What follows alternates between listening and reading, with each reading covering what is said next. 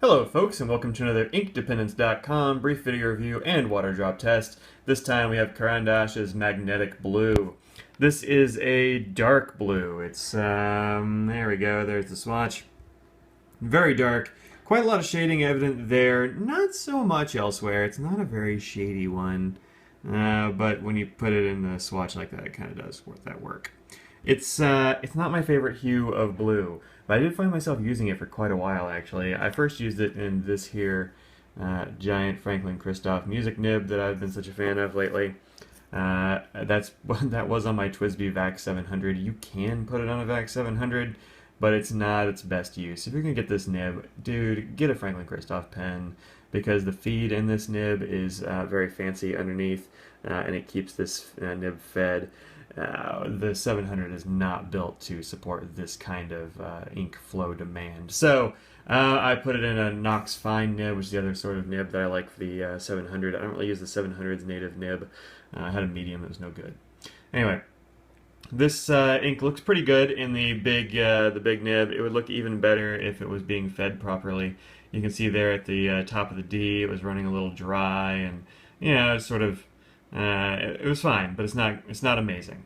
But this ink behaves so darn well that I really, kind of kept using it, even though I didn't love the color.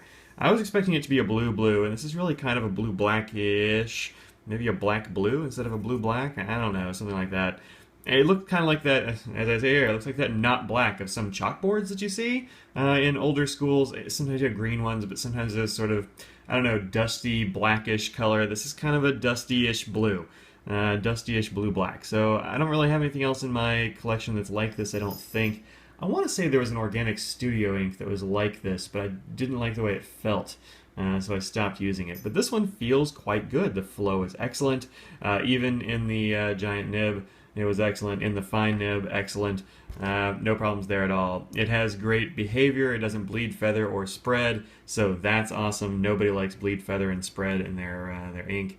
But I don't know. You're going to have to decide for yourself whether you're a fan of the color. I'm only barely a fan of the color, although the behavior really makes up for it. Here I have it next to 3 turquoise inks, because I have a lot of turquoise loaded up right now, and they all look a lot alike. So anyway, I had it on there. Didn't really have any other blues aside from this Visconti Blue inked up, but you can see it's much different from that Visconti Blue. The Visconti is very blue. It's dark blue, but it's strikingly blue. This one is only barely blue, like I said. So if you're looking for a barely blue, well, this might be your thing. It could certainly be very formal. It's certainly got that sort of dark tint to it that you'll need if you're doing an office job with people who like boring colors and you don't want to excite them overly. Let's see how it does with water. I have a feeling it's going to do pretty okay with water on it, so let's see how it goes.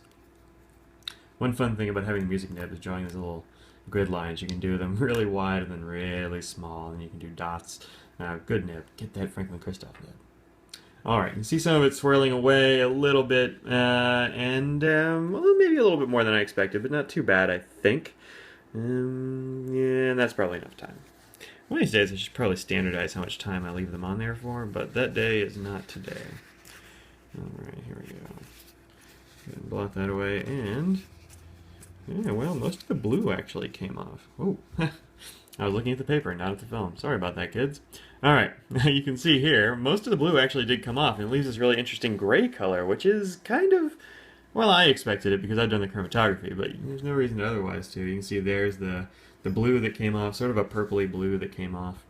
It's interesting that you can blot it away and it will just kind of turn a brownish gray. So that's neat. If you're one of those people that likes to do art with ink and do, what do they call it, water washing or something of that nature, which changes the color of the ink when you wash it off, this might be a cool one. I know Noodler's Rome Burning does a trick like this where it's this, well, honestly, it's a terrible earwaxy gold, and then you wash it off and it's kind of this nice pretty violet. Well, this is kind of a, I don't know, moderately boring bluish blackish ink that washes away to have this nice kind of sepia tan thing going on.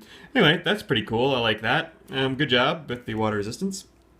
Alright, here's what the chromatography looks like on it. This is why I was not surprised to see those colors in there. If you look here, you can see that it starts off with a very serious gray, steely gray bottom note, and then it kind of fades up here, and that's where the blues and the purples and such are.